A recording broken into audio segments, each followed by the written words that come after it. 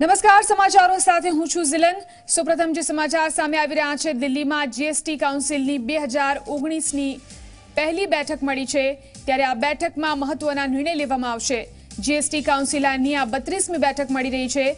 GST કાઉન્સિલની છેલ્લી બેઠકમાં 26 વસ્તુઓ પરનો ટેક્સ ઘટાડવામાં આવ્યો હતો, ત્યારે આ બેઠકમાં પણ રાહતના સમાચાર આવે તેવી આશા છે।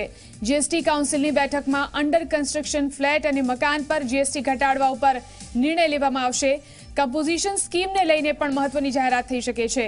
નાના કારોબારીને મોટી રાહતના સમાચાર આ બેઠક બાદ મળી શકે છે, તો જીએસટી મર્યાદા અંગે પણ ઘણા નિર્ણયો લેવાઈ શકે છે। આ વિશે વધુ જાણકારી માટે દિલ્હીથી હિતેન આપણી સાથે ફોન લાઈનથી જોડાયા છે। જી હિતેન, જે આજે જીએસટી કાઉન્સિલની બેઠક મળી રહી છે, શું મહત્વના મુદ્દાઓ પર ચર્ચા કરવામાં આવશે અને શું સામે આવી શકે છે? બિલકુલ જીવન, અગર જણાવી દઈએ, કેન્દ્રીય નાણામંત્રી અરુણ જેટલીની નેતૃત્વમાં 32મી જીએસટી કાઉન્સિલની બેઠક જે છે તે દિલ્હીમાં વિજ્ઞાન ભવનમાં હાલ ચાલી રહી છે। તમામ રાજ્યોના જે નાણામંત્રીઓ છે તે બેઠકની અંદર ઉપસ્થિત છે।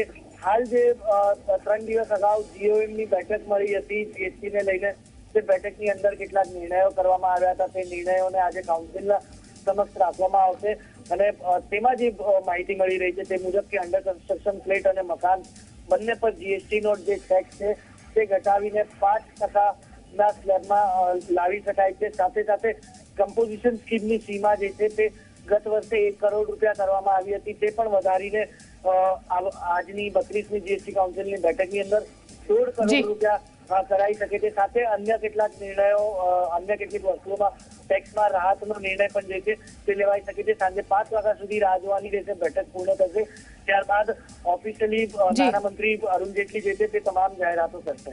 જી આભાર હિતેન, સમગ્ર જાણકારી આપવા માટે।